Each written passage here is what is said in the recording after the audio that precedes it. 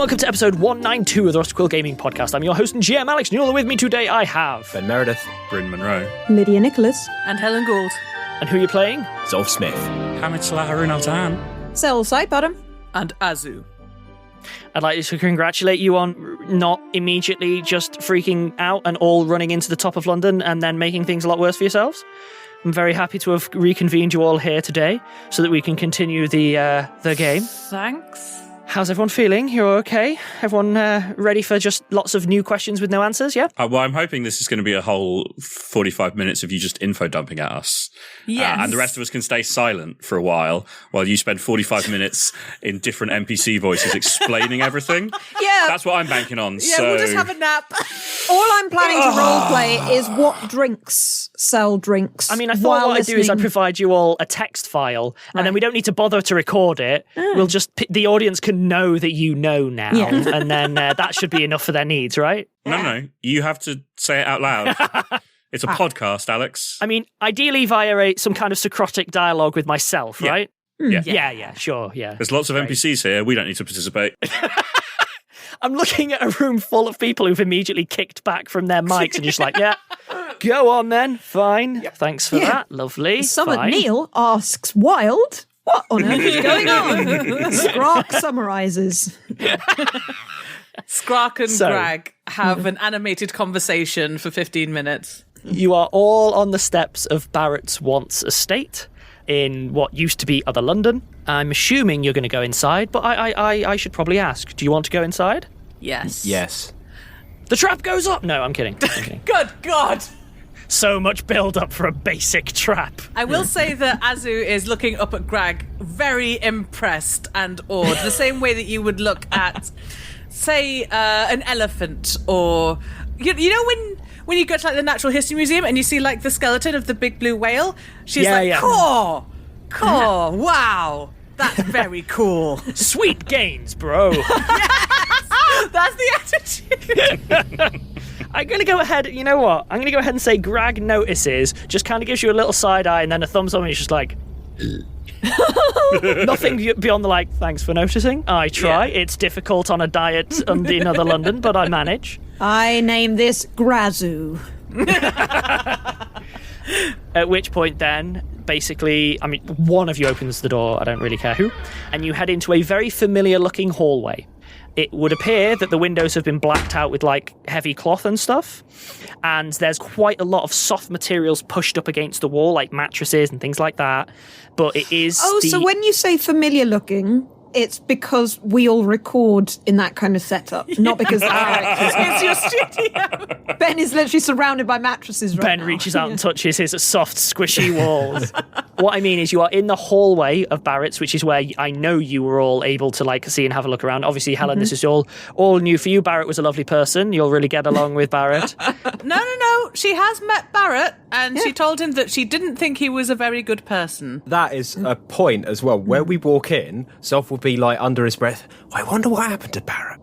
Heading into the hall, it is all squished up against the sides, and there is a large empty space in the middle, at which is stood Wilde with his arms spread wide. And then he's just like, hey, everyone. He sort of turns around and just shows, like, himself. And he's like, I realise we normally have quarantine stuff, but I feel like the ship might have sailed a little bit here. Oh, wait, is he also naked? No. He's wearing his basic clothes, but he's just he's giving as non-threatening a thing as possible and just saying, okay, I'm aware quarantine is a thing, but the ship sort of sailed on that one. Well, and if we want to trust, I'll look at Azu. Who was your mate back at and I'll pull my eye down to show the inside of my eyelid. Oh, Chinhua, yes. I mean, we still don't know about that, but the veined things that we saw were very obviously veined. And also, it seemed to infect a rat by touching it, so maybe... we have a lot more answers now. What, 15 minutes? How? Okay, there's quite a lot of things at play here. I have apparently been here for 3 days, but... Wait, what? Really? That would scat. Okay, everyone, there's food prepped in as safer room as we can manage. I have some explaining to do and some people to introduce you to. We're not in a rush, just so that you know everyone's fine. Summit Newell and Skrark are actually on patrol at the moment. They'll be back soon. Oh, good. We were all here longer than you have clearly been. Right. We're not having to work with Barrett, are we? That guy's a dick. Wilde sort of gives a piece of body language that you have learnt to spot immediately, Zolf, which is both his hands. He sort of gives a little flourish of the fingers. You may be ahead of me on that one, Zolf. Barrett was in jail in Damascus. Yeah, Grizzop put him in an Artemis temple. Again? Food? Sit? Talk? Wait. I mean, I've already eaten. How long has passed? Okay, I can at least put that, like, Wilde is starting to head towards basically a dining room, but is talking on the way. It's okay. Starting to No, I know. hyperventilate. Wilde's like, it's fine. Summit, Newell and Skruark were here the longest. They've been here about a week. I've been here about 4 days. Sel must have come in more or less the same time I did. Okay, and Zolf, you said a few hours. It's been like 15 bloody minutes, apart from before I met you. Okay. All right. Okay. It seems to be a side effect of the transport, but... Yes, because we got punted. I'm assuming you didn't. Not really, I just kind of fell straight shot. It's planar rubbish, time and distance, all the same thing. Pretty much. Look, I know for a fact it hasn't been years. The whole world hasn't changed in our absence. It's still what it was. It just seems to be a minor side effect. Probably broadly instantaneous. Can we please not jump into any weird planar portals again? I second that. If the alternative is death, no. Well, I'm not sure the alternative was death. Then... Sure, then you can think and that. we could well have died in the planar portal or been stuck for years while the world got even worse. Incredibly, a lot of things we do is dangerous. Now I'm going to go eat. And I'll walk Wilde off. has opened the door at this point to a comparatively inviting dining So room. good to know you're learning from your decisions these days. Likewise. No, Zolf, no, you come back here. No. Look, you are the leader in the field. I followed you, even though I thought it was a terrible decision. But if you're going to stand here and tell me that it was still the right thing to do after we all got trapped in some sort of nightmare dimension, and we've lost time again, and been scattered potentially into who knows where, in the middle of these blue beasts, then if you still think that was the right decision, you need to examine that, because I'm sorry, it was not. Zolf turns around, looks at Hamid while he's saying that, and just goes, ugh, and turns around and goes to eat. Zolf. Oh. Okay, Hamid, this is probably a conversation to have later. He doesn't want to talk to me at all. He doesn't care what I've got to say. Look, I did it this time. He said to do something, so I did it, even though I disagreed. And he still won't accept that he needs to actually think through the consequences of his decisions. This is... Okay, I mean, we don't have time for this, do we? We don't have time. Wilde sort of puts a hand up and goes, we have some time. We're not in any immediate danger, for a change. Oh, that's a novel feeling. That's I mean, don't go for a jog outside. But apart from that, we have some time to regroup. Hamid, let's eat something. Yes, that's a good idea. Take some deep breaths. I completely understand what you mean, but it can be resolved in a little while, perhaps. Who heads through to the dining room? Well, Sel does exchanging awkward looks with Greg, Oh yeah, Greg They are always Greg like this, has yeah. zero tact whatsoever and is really there, making himself look small and just like... Sel raises their eyebrows. Oh yeah, no. This is what they're always like. Greg kind of sidles to the dining room and then ducks inside. I'm happy, by the way, for you guys to have it out here. It's just I need to know who's in rooms and out rooms and so on. I pre-walked into the dining room. Okay. I mean, Hamid will follow and get some food. Yeah. Understood. Arsling ain't go going in to put the with turn down Hamid. food. Azu's probably going to talk about exercise with Greg. For some reason, I'm assuming a buffet situation. So Pretty much, actually. It's very... I'll tell you what, I'll describe the setup and then let you play through that. It is a modest fare. You're looking at, tins. You're looking at, maybe some, stale rolls or something similar. It's not much. The actual dining room itself seems comparatively plush. It is... At first glance, it appears to be not originally a dining room, but has been made as such and is in the centre of the building, so it isn't towards an exterior wall. And it has a long table set up. It does have some, posho candles and so on. Ooh. And Wilde takes a seat, says, help yourself, there's not much. but we can talk freely here. You don't need to worry about things hearing us. Apparently there's been a lot of work to make sure of that. Okay. For now, it's just me. Others will join later if you're okay with that, but we thought it would be a good idea for you to start with friendly faces. All right. Azu's going to try and sit like next to Hamid, but also next to Greg, because this is like her good old friend, and also she now has a new friend. And she's going to be like, have you ever bench pressed 2 halflings? Because they can be like really fun. Do you legitimately ask that? Yes. Oh yeah, no. So there's the other London Games, which hasn't happened in a while, obviously, but yeah, I used to hold a couple of records. He goes over to a chest of drawers, kind of looks sheepishly, and then with astonishing ease just lifts up like what's clearly a full chest of drawers in a hand, like it's a like a light piece of paper, and puts it down. He looks super sheepish about it, though. Oh, Azu applauds, though. Thanks. Azu's just like, I'm sorry, I never meet people, well, very, very rarely meet people who are taller and as strong as me, so this is a delight. You're very... How do you think I feel? Gosh, isn't it hard? And now she's going to start talking about tall people fine. Problems. Basically, Greg is right there with you, to be clear.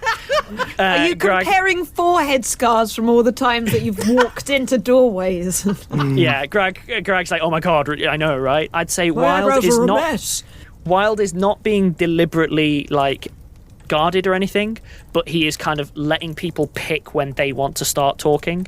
So if you guys want to have some RP prior to that, that's fine. He's not pushing the fact or anything, but he's there just kind of giving people a calm in. Sure. Does anyone want to pursue any other RP before big important stuff? As in big important lore stuff? And Cell's going to be awkwardly quiet. Yeah, Zolf is focusing on eating. I mean, Hamid said what he has to say. Zolf has dismissed his opinion as not mattering, so... Yeah, the tension... Yeah. Palpable. There's definitely some tension there. Wilde eventually is like, so how are people feeling? Steady enough for a bit of a discussion? I should flag up, is it okay for me to make some notes? Because I keep losing my memory, and it would... Wilde looks a little bit concerned at that one. I was only made aware that you've arrived recently. Greg sort of puts her hand up and is like... Yeah, I couldn't make contact for a little bit. It should be... I mean, I've seen it happen. It'll wear off. If not now, then any moment. Okay. Yeah, feel free to write notes. Is Cell beginning to remember what they had done in the last 3 days or so? Yeah, in fairness, you are starting to get patches as you look back. It's nothing especially remarkable. There is a brief period where Greg had a bit of a scare with a beastie, and you, I'm going to say you caved in a tunnel or something similar. Okay. That's the most exciting thing. It's mostly been meeting Greg doing a little element of initial nursing because you were actively incapacitated. Nothing huge, really, just food and drink. It is worth flagging up that this is memory things. Yeah. And taking control of a character is something that one needs to be done very carefully. Obviously, we have been doing this for 5 years together, and we can pause and discuss things off recording and stuff. But it is worth being explicit about how it's something to be careful with. Yeah, it's a good point to remember that, we do pause and discuss things, and have had a pause and a discussion of this, but as a general rule, you want to avoid that. I will be explicit now, though, and say it really was a case of day 1 consisting of basically being brought back round, day 2 consisting of you wanted to go look for people Greg would help, and day 3 being basically the day that you're at more or less now, with maybe a little scary moment for the sake of flavour, escaping one of the beasties at some point, and that's it. Cool. Okay. You can choose to add extra elements of conversation with Greg if you want, but Greg will have repeatedly gone, basically, I probably shouldn't be the one to explain things just because I always muck it up. That will have been Greg's sort of repeated phrasing. I choose to add that we had very nice evenings making traps together and teaching each other poems that we Greg's knew. well into poetry. Well into poetry. Having spent quite a long time working on small boats, and while they were trading vessels, not really fishing boats, but in small fishing villages and stuff, Cell, expresses interest in eels, which Greg still, even if they're not in stock, Greg, I assume, still likes to You know that discuss. Greg is a sucker for a sea shanty, though he knows none. Sel has sung one that they heard Zolf singing with full credit. Yeah, you're going to go ahead and just be fast friends with Greg then, because Greg's a very easy person to be friends with anyway. Yeah. So Wilde, I'm going to say, is sort of sat there. He is joining you in eating, but he's being comparatively calm and going, okay, right. Quite a lot to cover here. Again, Summit Newell and Skrark will be back. We weren't sure when you were going to be back. Very quickly, it seems to have been about a week's difference of time. There don't seem to be any other complications in that regard. I'm guessing all of you fell through what we're thinking are various planes? Yeah. Yes. Okay. Yeah, one of them was full of clockwork, which I have to admit I'm keen to return to. Is that something that Zolf would know? Because Ben Yes. knows what it is. Okay. Yes. Oh, that would be the plane of lawfulness. Lawfulness. Yeah, Huh. plane of order. I just thought that there might be really useful, intricate clockwork mechanisms to play with, but I mean, I suspect you would probably have a lot of fun, but you'd be playing with an entire plane. okay, something maybe to consider another time. I won't derail, as you know. Let's cut that because Sel would never say that. Yeah, I'll tell you what, I'll give you this. Wilde presses on, how about that? Yeah. There you go. That's much better. It seemed to hit Skrark the hardest, but he's okay. Everyone's recovered well. So you'll have seen the... Beasties. Yes, the beasties wandering around. Those seem to be what happens if you take blue veins and you add them to remains instead of living creatures. Oh. Right. Don't get hit by them. It looked like a skeleton animated with plant matter. Yeah, so that leads to... You may have guessed where we are, obviously, looking around. Yeah. So, Other London. It would seem that the simulacrum that you originally were commissioned to track, protect, etc. may have flowered, which is what kicked everything off. I beg your pardon. Do you mean that bloody head I couldn't find is the entire problem? Yes. And it's not your fault either. Okay. Let me give you some more before you react. It would have gone that way either way. If you had found it, it would have just gone off in a different place.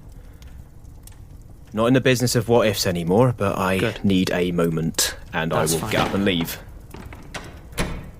Wilde takes a moment. He's like, I would suggest that I don't carry on until Zolf comes back. There's a lot to cover here, but I have it on good authority that this was an inevitability. The fact that bits of it were lost track of, it would have just gone off in someone's vault, but it would have still had the same effect. So it's best not to dwell.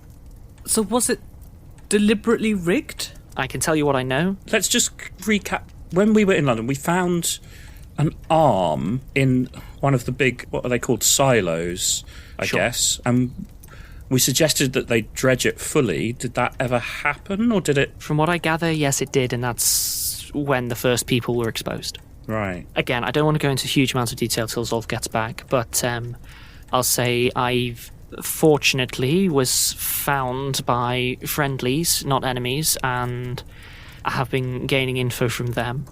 I'll be introducing them soon, but again, I'll wait for Zolf. We've got course. a little bit of time.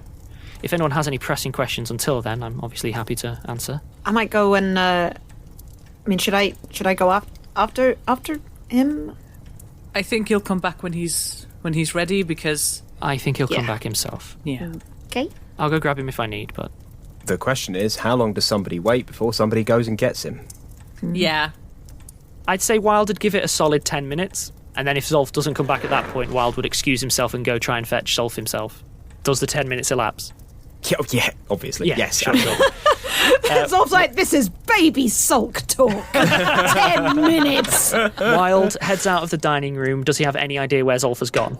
Well, I didn't leave a trail of breadcrumbs. No, but what I mean is Zolf loitering in the hall? Has Zolf Right, left and gone running, crying into the dark? Like, Zolf is not in the hallway.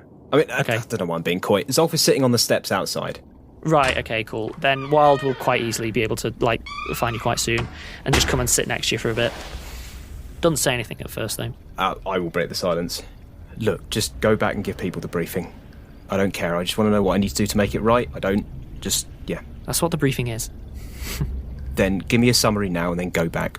Not sitting in a room full of people. Okay, fair enough. Barrett's going to be along soon enough.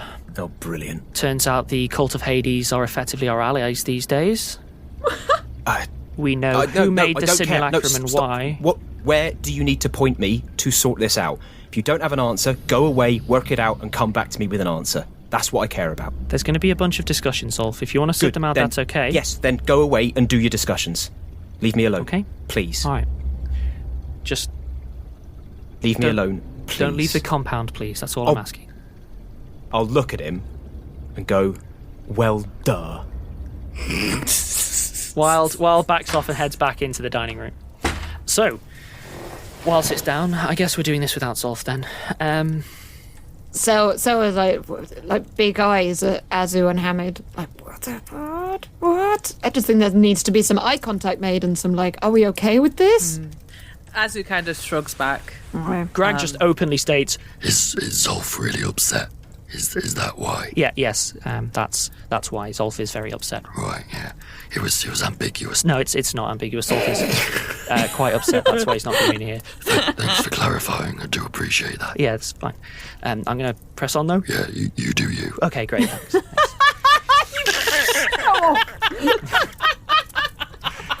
So, you know what? I'm going to use that as a break. I've got to. I'll be back in a couple of minutes. I don't need you. And welcome back. So, yeah, that concludes the explanation. We did it off air. We just thought it'd be quicker. No. You're not allowed. Well, I thought that was extremely clear and concise, Bryn. Thank you. You didn't like that? It's fine. Well, I'll redo it for everyone else's benefit, I guess. So, Wilde sort of sits there and goes, okay, I'm going to explain how I have this information, and I'm going to explain what the information is. That seems the most sensible way of doing it, if that's okay with everyone. All right. Yeah, yep. Me, apparently Summit, Nils and Scrot got here first. I came a little afterwards. I was rescued by someone wearing a cowl and with tentacles for a face, if you can connect those dots. Oh. Wait, what? Mm-hmm. Are they here? Mm-hmm. I mean, they're not in the building right now. I thought I've heard the story and I was pretty sure they were the bad guys. So was I. Okay. They still sort of are. Oh. But then again, the world isn't really split into good guys and bad guys, is it? Well, no. I just thought that one they are the was- group who kidnapped our families. I'm not so worried about good guys and bad guys, but I do tend to hold a grudge about that sort of thing. I am not saying not to. Oh, Wilde, you must have been so scared. Yeah. Could have been worse. But then again, I have a very active imagination. Huh. They basically brought me here, and then a few days ago, I had the luxury of being introduced to Barrett and Great, he's back in the picture too. Situation here. And as a result, again, the quarantine's sort of fallen apart a little bit. But what Barrett's been saying at least makes sense and scans. I've seen a couple of our cloaked friends wandering around. They seem to be facilitating movement. You know, one of them will have guided you here, from what I understand. Oh. The sending I received, I thought That the would have voice been them. sounded a little bit familiar. Yeah. And in terms of timelines then, I'm going to say as much as I am able, but Barrett's going to be our person for real exposition. It's complicated. I'm going to try and do it as well as I can. It starts with Tesla, obviously. Mm-hmm. So he was exiled, if you remember, after the lightning rail disaster. Yeah. Well, turns out while he was out in North America, he might have become aware of a couple of plants that we might all be familiar with by this point. And when he returned, he began work on the simulacrum. And then, when he was looking for funding, a certain very secretive group may have made contact with him, specifically the Cult of Hades. And they were funding his work. As the work progressed. Obviously, Tesla did a bunch of travelling. We already know that. Explored the Garden of Yerlick. Turns out Summit Newell had a bit of a... say was emotionally compromised by him when he was visiting. And... Oh! Yeah. And then it seems that Tesla may have recognised the dangers of his work and axed the project. Bit late, of course, but I suppose... Well... That's the point when the Cult of Hades decided that they'd just find someone else to finish the work. Enter Edison. Correct. And these are our friends. Enter Edison, who then Tesla may have taken issue with and may have made his own private arrangements for the simulacrum to be removed from the picture via the serpentines. So Tesla was behind the attack on the unveiling party. So it would seem. I don't think he was the person pulling the trigger, but I think he was certainly the person who was hiring the person pulling the trigger. As a result of that, a lot of things sort of triggered automatically. Can we just... Tesla was building the simulacrum just because he could. He's the kind of... As I understand it, he's the kind of man that does that sort of experiment. He builds things because he wants to find out if it's possible. But presumably the Cult of Hades were funding him as a way to create an army to... They wanted a weapon against the meritocrats. Yeah. Oh... That's why you found all of those husks out in Damascus. They were already in mass production before they had the prototype deconstructed for mass production. Yeah. Turns out, it's not just the Harlequins who had an issue. Just turns out that the Cult of Hades are a little more extreme. Hence they're friends who none of us particularly get along with. Okay, just to clarify, the friends who are friends but we don't get along with are you called them squizzards in the past? Who had the tentacles, who yes. are now our friends, but were not our friends in the past. And they kidnapped your family, and that is why you lost your friends in Rome? Yeah. Yes. I'm going to simplify. We're in an enemy of our enemy is our friend kind of deal here. The Cult of Hades, turns out, who've been trying to get in contact with you. I know Grizzop drove them off, and turns out your ex, Azu... Yes? ...was brought to us via their powers as a mediator, who we abandoned in... Oh! Is he okay? Well, we didn't abandon him. No, yeah, no, not but deliberately, you know what I mean. but... So he's not infected or... He's all safe. right? He's safe, he's fine. Oh! Okay. Confused. Good news. All right. And I'm assured not a hostage, but I'm giving you the info that I have. Mm-hmm. Can I... So they were trying to make the simulacrums, but now the simulacrum escaped and there's too much simulacrum. Or the simulacrum is going to help us fight the blue... The simulacrum evolved. Oh. The simulacrum is the blue veins. So the army of simulacra in Damascus never would have worked. They didn't have... Shoin said he didn't give them a functional fluidic system, and they didn't have this seed, which seems to have been crucial to the functioning of the prototype anyway. Correct. The Cult of Hades were beginning manufacture, hoping that they could introduce those elements later, get ahead of the curve, basically. So, as it stands, here's the situation. London's gone, obviously, and has been taken over. We're in other London underneath there. There is a large, mature seed at the centre of all of this, which seems to be connecting all of the people via some kind of, I think Zolf called it a gestalt, which is as good a word as any. And the Cult of Hades have a very specific objective. And again, Barrett will be able to tell you more. Apparently he joined them a little late, but he knows more than I do. They wanted to overthrow meritocratic rule by any means necessary, as opposed to, something a bit more subtle. And it may seem that they were very keen to make any allies in that goal, no matter how dubious, hence our squizzards. And it would seem that they enjoy being subject to the yoke of a extraterrestrial plant. They seem to enjoy that even less than being ruled by dragons, let's put it that way. Right. Were they going to try and rule the world once they got rid of the meritocrats? Do you want what they've said or what I think? Because they're not the same answer. Both. Both would be good. What they say is no. They just want to restore what they consider is the balance, whatever they... To my eye, I don't think they'd have complained if they accidentally ended on top of the pile, if you see what I mean. Are we going to have to kill them all after we sort this out? Who's them? The Cult of Hades? Yes. I don't know. I don't think they're trying to overthrow the world.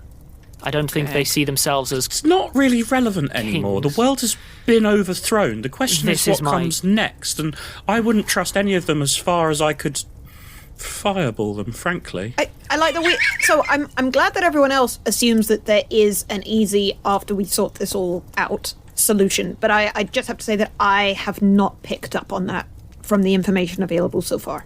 Just, if there was how we fix this. Did I miss? That's what Barrett's coming to talk to me and now us about today. Sorry, Sel. It's very personal. Oh. But you're right. No. I'm not. I think they it sounds like they. I mean, I'm so sorry about your friends. I don't think that kind of thing. It's not that you don't forgive things. That you need to not forget.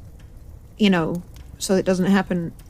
They if they're willing to do that, they're not the kind of people that I want in charge. There's one last piece of information. Ooh. All right. Not their doing, but the Harlequins are gone. All of them? Cairo fell. Oh no, what? I don't know about your family, Hamid. I know that they weren't there. No, they But that's all I know. I know Curie's dead. Oh no. I know Cairo's gone. And to all intents and purposes, the Harlequins have fallen. Which means that our list of... We've always operated on our own. That's been the way as long as we've been doing this, but... The Harlequins aren't really in the picture anymore, as far as I can When you tell. say Cairo fell, you mean the Blue Veins invaded? Yes. I know your family weren't there, but I don't know what has happened to them now. I haven't had any word from Einstein and Ed, but that would make sense. They've been maintaining a communications blackout as they should. I sort of accidentally called Einstein earlier. So he's still alive. So, A, you're still holding onto a mobile stone, okay? And B, Oops. you literally just spoke with Einstein. You knew that, Oscar. We've had the I mobile know. stones all along. We never gave them. We didn't use... Well, I haven't used them. That wasn't an accusation. I'm not angry. It's just useful information to know. For all I knew, they've gotten left along the way. Just checking. So you've had contact with Einstein? Yes, he said he was busy, but he sounded like himself. Okay. Couple of last pieces of info I've been told to make life a little bit easier, but then we're drawing near the end of what I know. All right, but Einstein's on the maybe pile. Assuming, by the way, that all this intel is reliable, but it's not like I have exactly many avenues left to explore. Seems that people know a bit more about the infection while we've been out of the loop. Uh-huh. It seems our behind-the-eyes thing has been verified by a couple of sources, again, assuming they're not all in league, but at this point I don't really see what our blue vein friends would benefit from convincing us they're not and keeping us in a box down here whilst the rest of the world has already fallen. I don't see the play there, assuming they're intentional at all, but the other one is, well, that. Infection's intentional. It's directed. It's not just an organic action. As a collective, they have wants. If they want to move towards something, they'll infect it. But what that means is you can be exposed without being infected if it doesn't care. It's why everything seems to have been getting infected in the worst order possible. Why they never seem to be drawn out into a fight that they can't win. Ah. That makes sense, I guess. In terms of the nature, touch, it seems to be touch-based, not airborne. But it seems to pretty much come down to whether they want you infected or not is the primary factor as to whether it's going to come up. So is there one big brain out there controlling... I think it's more one big brain spread out amongst everyone who's been infected. But what does it want? Is there one thing we can destroy? I don't know. That's what Barrett's coming here to say. I think so. The way people are talking, they're being very coy when I ask the right questions. I think they have an idea, and I think what they're trying to do is sound us out to see whether we'd be amenable to chasing it down. But you have to know, that's it. That's everything I know. I don't know what that plan would be. I don't know how it would work. But that's the shape of things. You said there's one of these plants at the centre, the same as the one in the garden? Sounds like. Is that how we got here? Are they connected somehow? Through a transdimensional vector? They don't know. I think yes. There are whole chunks of other London that are awash with the root structure of this thing. We have to assume surely there were 4. The one we saw had 3 bulbs, a flower or flower buds, were they? And they connected to different locations. Surely we have to assume there are 4 of these plants. In different places in the world. more or less, Svalbard, London, the Garden, Yarlik, and the North America where he originally made contact with them. That makes sense. It scans. So this might have been happening in North America as well. Yes. But this is assuming that it's all, like, we're making so many assumptions here. For all we know, it's barely started in North America. For all we know, it's more advanced in North America than it is here. It hasn't spread from Russia. No. Which isn't a small thing.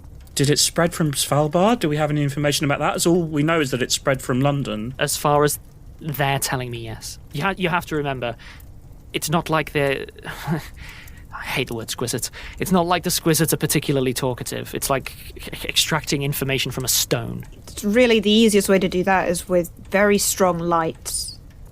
I mean, I'll be honest, from my perspective, the way I'd extract information from a stone is by smashing it open, but at this point I feel like that might not help us. Speaking of stones, I still have the mobile stone.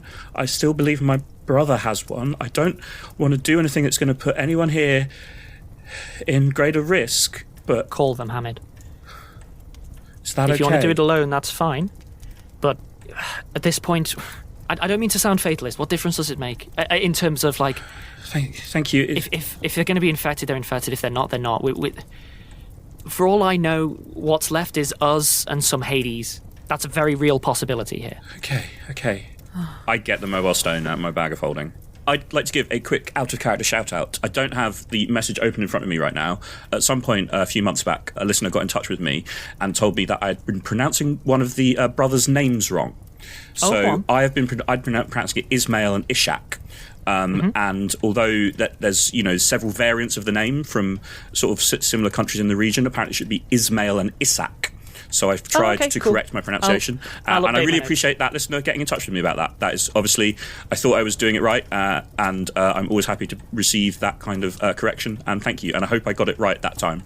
But thank you for people who do that. I have to check my notes. I forget. Which of the two is younger? I've forgotten. It's been so long.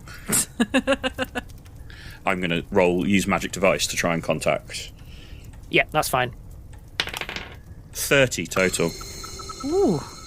You initially get a response, which is kind of like, a bit staticky, doesn't really come through, and then you get a... Hamid?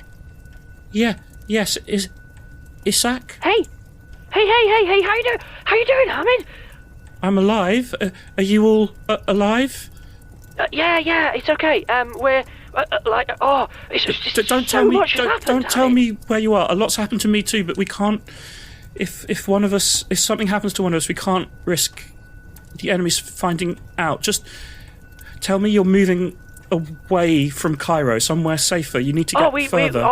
We left Cairo ages ago. Good. Yeah, I know, but I want you to. We're out in the middle of nowhere. Good. It's quite nice. But might help to go further. But are you all right? For now, still trying. What's it? Ed says hi. Tell Ed hello. Tell Ed thank you so much that I'm just glad you're all together and you're all helping each other.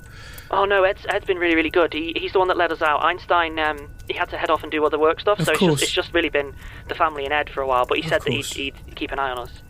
I'm so glad. I'm so grateful. Thank you. I'm so glad to know you're all okay. Okay, we can't keep talking for long. It's still dangerous, but... Wait. As it sort of leans over, have you heard from Emeka and Vizik and... Oh, yeah. So, Emeka and Vizik, I know that they were at Cairo when everything went bad, but then they got out. They made it out. Oh, good. All right. They sort of rejoined with some... What? I mean, they might have made it out. Yeah, not too much. It's okay. All right. They might be fine, and you might not have to worry about them. That's very useful information. Thank you. No, it isn't. No, I am. No, very. That's all we needed. All we needed to know. Okay. Are you coming back, Hamid? I hope so. I hope so. I really hope I get to see you all again. Okay, we have to go. It's not safe. Just give everyone my love and keep looking after each other. Yeah, of course. Okay, thank you. Bye. Bye. Yeah, the stone goes dead. Okay. Azu offers Hamid a hug. Thank you. Hamid gratefully accepts. We could. Emeka had one as well. Einstein gave one to everyone who was there. We could try contacting him too? You want to hear his voice? Don't know how safe it would be. I think it's more likely that Emeka would be in the middle of something than your brothers. I don't want to distract him, and There's another thing. Don't forget, with the Vanes, they know what we know. Yeah. Yeah. Right now, what that means is if we fall, they know that your family's safe, but they don't know where. Yeah, that's all we can Which know. is an acceptable risk. If you want to contact Emeka, I don't have a problem with that. But you don't want to say where you are, and you don't want to know where they are, or what they're doing. I think I would rather not know until... I would rather not. That's okay, Azu. It would be worse if I called and... This way I can, Yeah. imagine. I give Azu a hug back. Sel comes over and like gives you both. I hug Sel. I hug Sel too. The extra long arms can do the circling. Grag kind of loiters. Azu beckons Grag in. Yay! Arms go around all of the people simultaneously. Wilde gives a sort of well-meaning eye roll as Grag just like...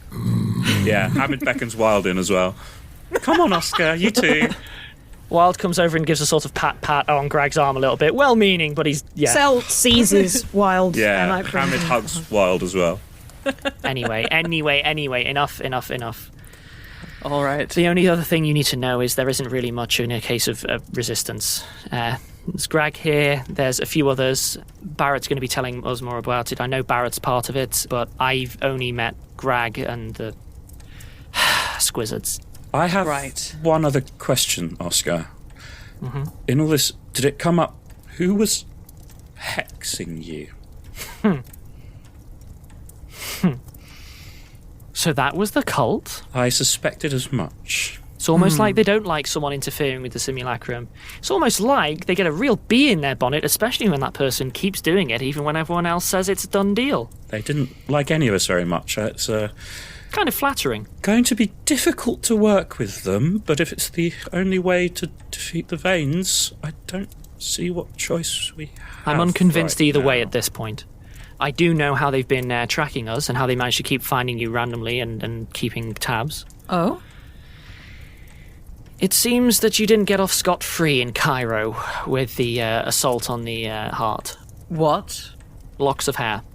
Oh, that would make sense. An arcane link, yeah. I mean, before that, I was wearing the ring Barrett had me put on until Damascus. Like, they could have tracked that. We always knew we were vulnerable to that, unfortunately. That's quite skilled because my hair is very short. Maybe it was a fingernail or something. Might not have been your hair, Azu. I mean, if I remember correctly, Azu, you had a bit of a rough time. It could have been a tooth. Or blood. Oh, I did get beaten up, yes. Sorry, that was an OC comment. I know. Yeah, good point. Zolf, to my memory, you didn't get beaten up. What you did is you took a lot of people down. That's my memory of it, right? Thank you. Azu is genuinely touched. I think this is like the first overt personal praise that Wilde has ever given. Oh, and I have one last piece of good news to round things out. Go on then. You all know I've been a little bit different since Resurrections. Well, it comes up with some pluses and some negatives. One of the pluses being apparently I have a good idea of how the rest of them are doing back at the Ursons. Oh, that's good news. It isn't like having a conversation. No. I know that they know we're okay. Oh. Good. And I know that they're planning to help how they can, but that's basically all I can really... Good to have that. That must be quite a strange experience, Oscar. Are you coping with that all right? That I can handle. Good. I'm kind of struggling to explain. I'm very aware of all the people above us. Is it Sasra and Carter that you have a specific link with, or is it like everyone in the world? It's like being in a crowded room and then you hear a voice that's familiar yell your name. Ah. Right. Gosh. Summit Nils says it's not unusual. We shouldn't worry. Okay. So you can't pass messages? It doesn't really work like that. It's more feely. Right. I don't know what to say. But that's it. That's everything. I've got nothing else. Barrett will be here soon and we'll take it from there. Great. All right. Barrett. And Barrett's one of the ones we like? Or No. Oh, okay, just checking. Barrett's a third type of person we don't like. There's a lot of enemies that we've made over the years now I think about it, actually. We made enemies for the right reasons, I think. What about Kafka? Was that related? Does the Cult of Hades have something to do with him? They wouldn't tell me. I think yes. That sounds like a yes if they wouldn't say. I know, right? I mean, still don't quite understand the Cult of Hades. I mean, Hades was the god of death, as I recall, and the dark magics that the Romans used. I'm not too clear on the details, so I assumed that they would be, They do have evil wizard, rah, I'm going to rule the world vibes, don't they? Or Throne of Bones, that kind of thing. The summoning of undead, typically associated with, evil priesthoods. That's kind of assumed what the Cult of Hades would be doing. I just don't really... Anyway. Maybe Kafka was summoning the undead to put the blue veins in them and take over Prague. I mean, it sounds like another army that might take down the meritocrats, if that's what they were going for.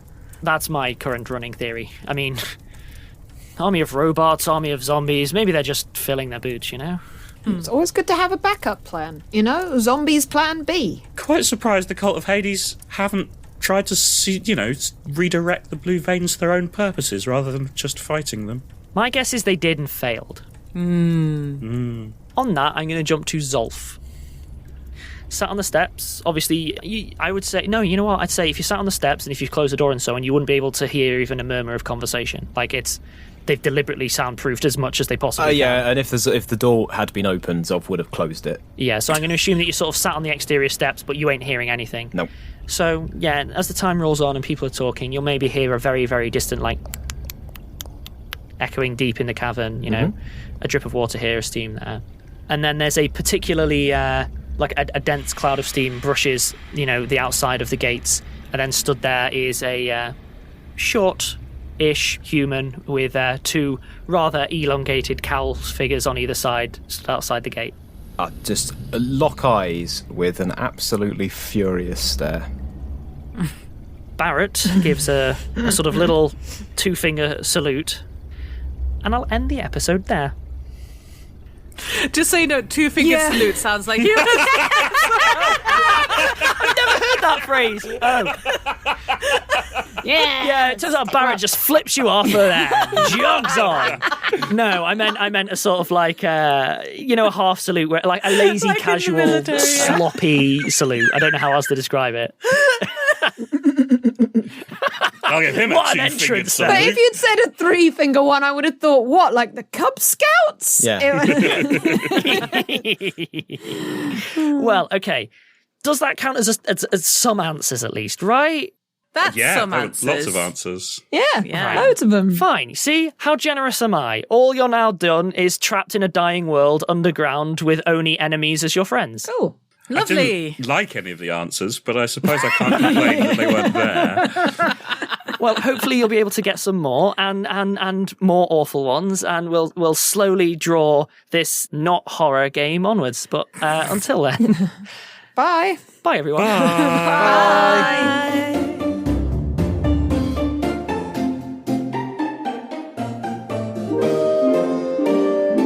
Rusty Quill Gaming is a podcast distributed by Rusty Quill and licensed under a Creative Commons Attribution Non-Commercial Share-alike 4.0 international license. Today's episode was directed by Alexander J. Newell and produced by Hannah Preisinger. To subscribe, buy merchandise or join our Patreon, visit rustyquill.com. Rate and review us online, tweet us at The Rusty Quill, visit us on Facebook or email us via mail@rustyquill.com. Join our community on the Discord or via Reddit at r/rustyquill. Thanks for listening.